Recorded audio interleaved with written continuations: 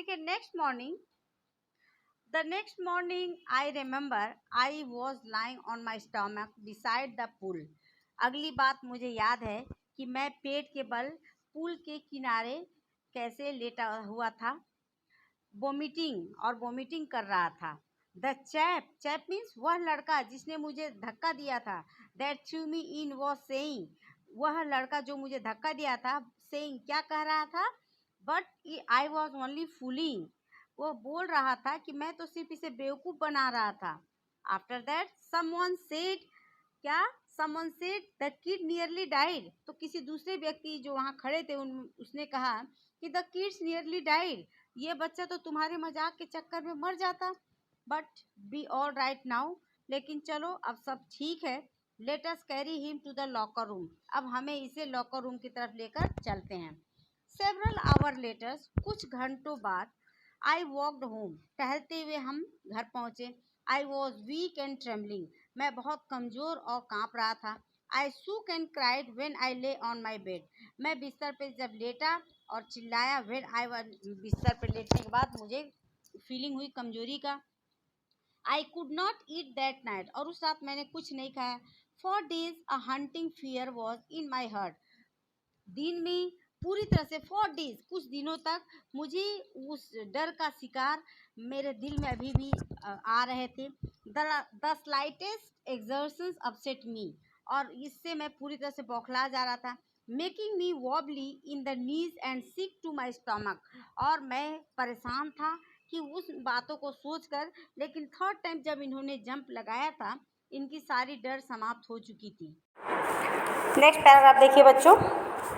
I never went back to the pool, उसके बाद मैं कभी पुल पर नहीं गया. आई फियर्ड वाटर, और मुझे पानी से डर लगता था. I avoided it whenever I could, और जब भी मुझे मौका मिलता था मैं पानी से अवॉइड करता था. ए फ्यू ईयर्स लेटर, कुछ वर्षों के बाद, when I came to know the water of Cascades, जब मैंने वाटरफॉल ऑफ कास्केट के बारे में जाना, मैंने पता लगाया. I wanted to get into them, तो मेरी भी इच्छा हुई कि मैं भी उस पानी में जाऊँ, यानी कि इनकी भी इच्छा हुई.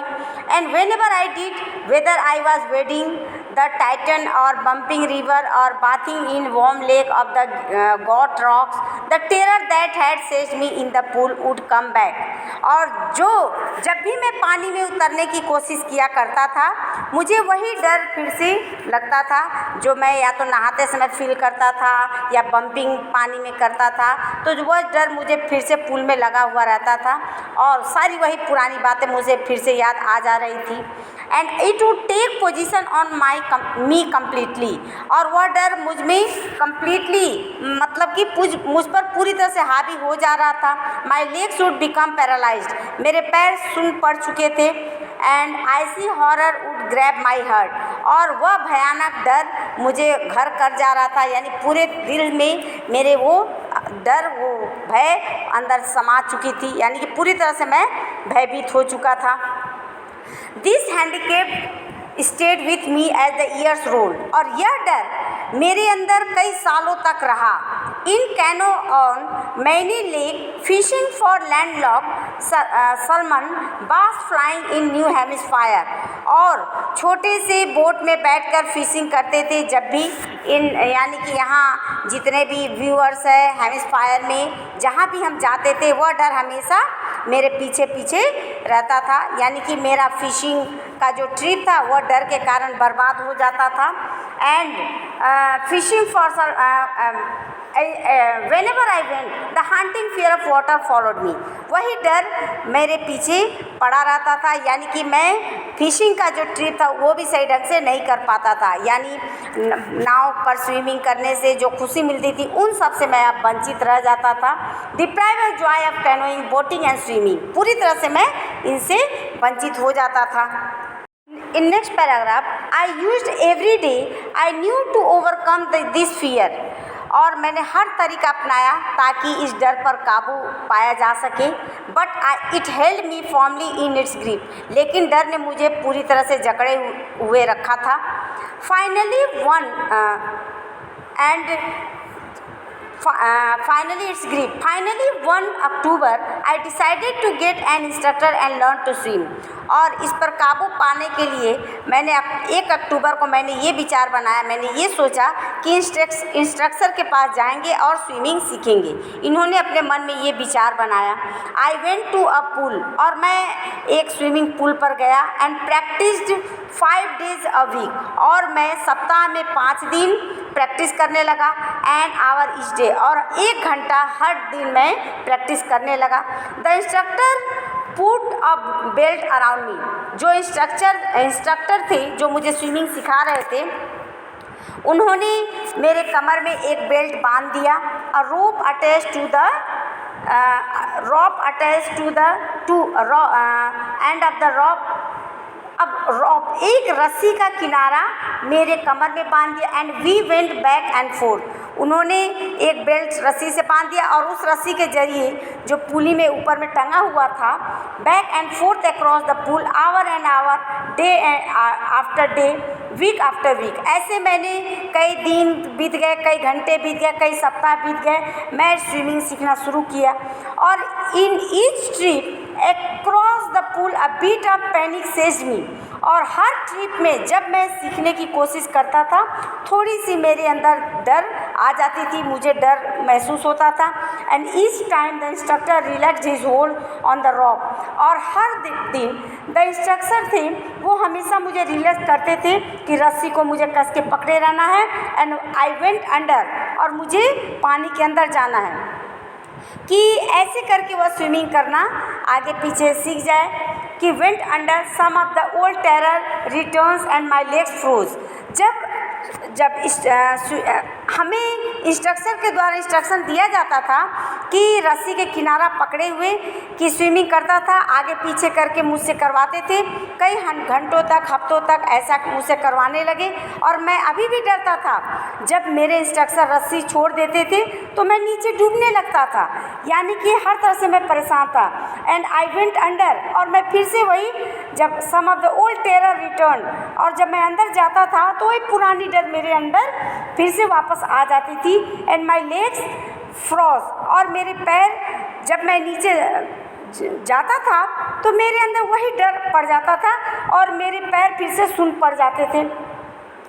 And it was 3 months before the tension began to slack, और 3 महीने पहले ये टेंशन मुझे मेरे अंदर शुरू हुआ था कि मैं जब भी सीखने के मूड में जाता था वो डर मुझे फिर से परेशान करने लगता था। And after that then he taught me to put my face under water. इसके बाद उन्होंने फिर से मुझे सिखाया कि मेरा कि महीने जब गुजर गया तो टेंशन धीरे धीरे मेरा कम होने लगा, कि मेरे चेहरे को अंदर जाना है, face under water and exhale. कि उन्होंने मुझे ये सिखाया कि मुझे अपने चेहरे को अंदर पानी के अंदर डालना है, और उसके बाद and to raise my nose and inhale, और उसके बाद पानी के किनारे उन्होंने मुझे खड़ा किया और पैर से किक मारने के लिए मुझे इंस्ट्रक्शन दिया। हफ्तों तक मैंने वही किया।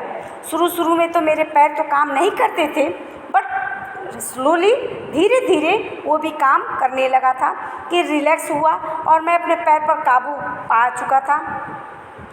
And to raise my nose and inhale, I repeated exercise 100 of times, beat by beat. I shed part of panic that seized me when my heart went under water.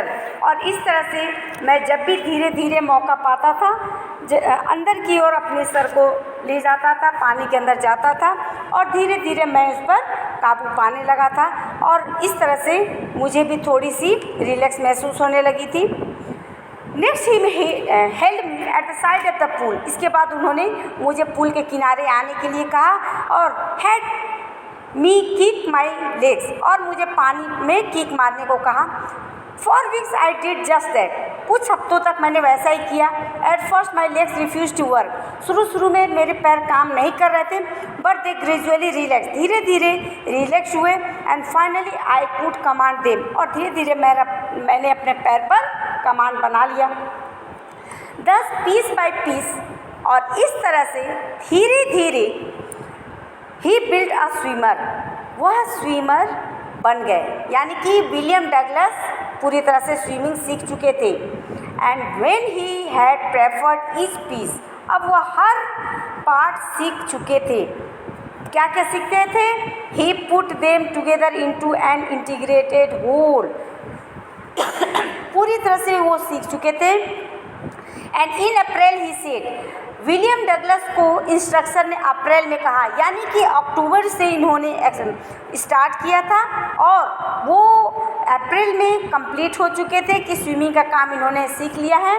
और अप्रैल में इंस्ट्रक्टर ने कहा, नाउ यू कैन स्विम, अब तुम swim कर सकते हो या आप स्विम कर सकते हो।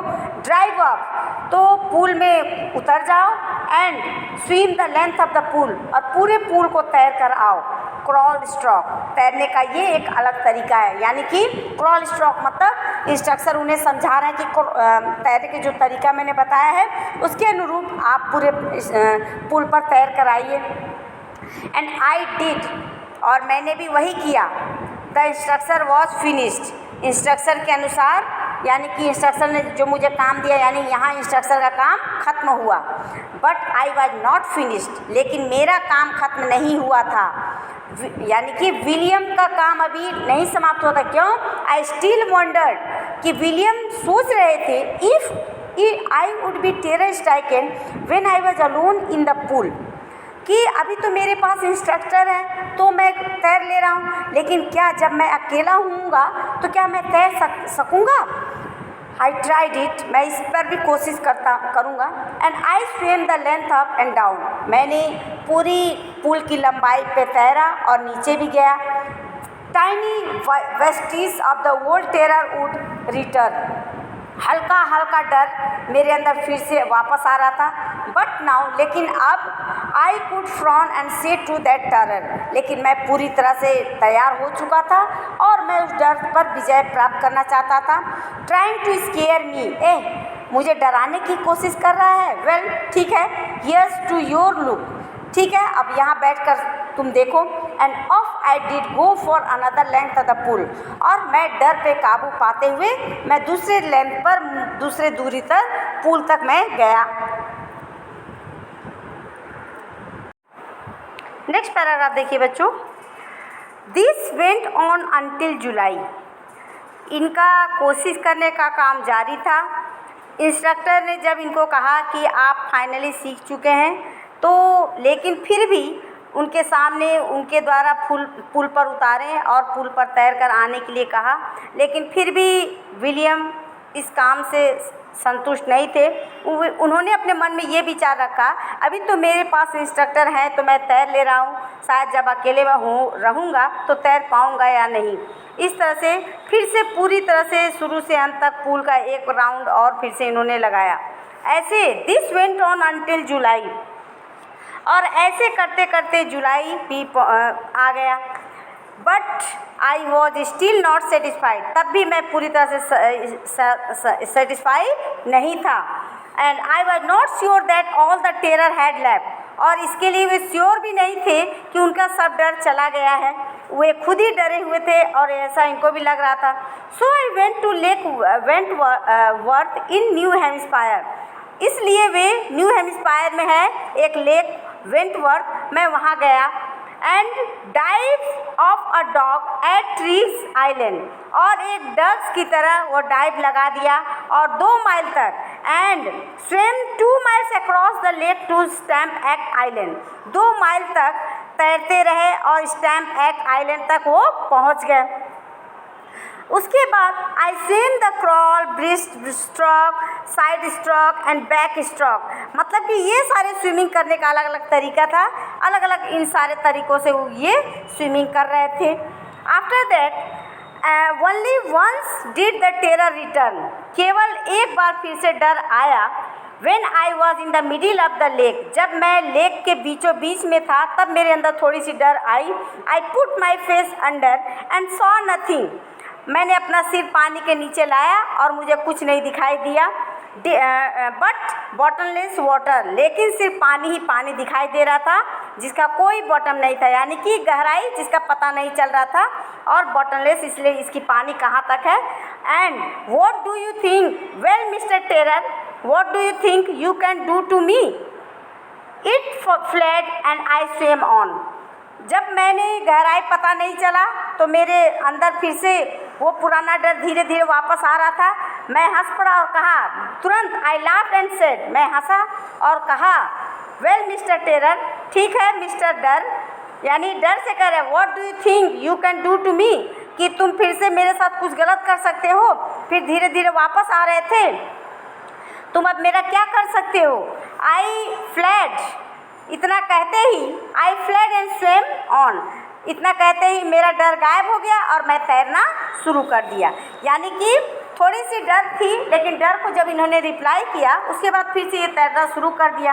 येट आई हैड रिसीड्यूल डाउट्स, तब भी मेरे अंदर यानी विलियम के अंदर हल्का सा डाउट था, संदेह था। At my first opportunity I hurried west, मैंने पहला मौका मिलते ही वेस्ट के तरफ मूव किया। Went up the Tieton to Conrad Meadows, और मैं टाइटन से लेकर कॉनराड मीडो तक गया। Up the Conrad Creek trail to Meade Glacier and camped in the high meadow by the side of Warm Lake, और इन रास्तों से गुजरकर मीड ग्लेशियर तक गया और वहाँ पर कैंप लगा दिया। The next morning I stripped, अगली सुबह I stripped dived into the lake and swim across to the other shore and back just as Doug Corpron used to do, और उसके बाद अगली सुबह मैं लेक में छलांग लगा दिया मैंने और उस किनारे से इस किनारे पर तैरना शुरू कर दिया, ठीक उसी तरह जैसे डॉग कॉपरन किया करते थे।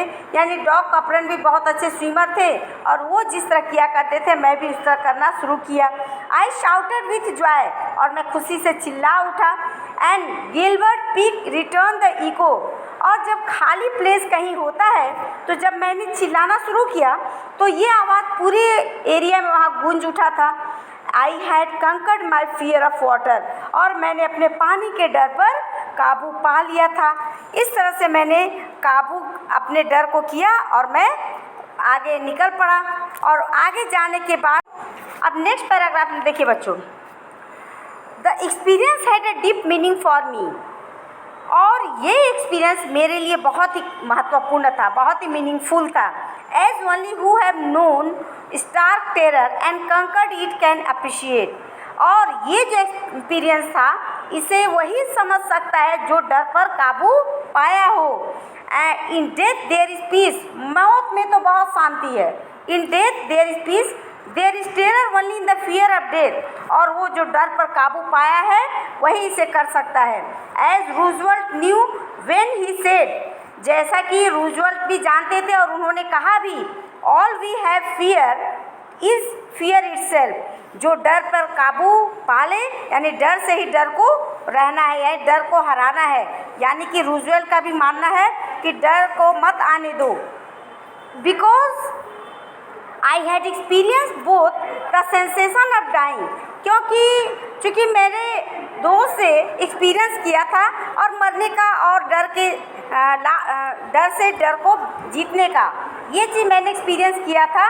And of it can produce the will do leave somehow grieve in intensity, और जिस तरह से मैंने डर से डरा हुआ था मैंने डर पर कंट्रोल पा लिया और मैं पूरी तरह से डर से आज़ाद हो चुका था। And at last I felt release, और अंत में मैं पूरी तरह से फ्री हो चुका था।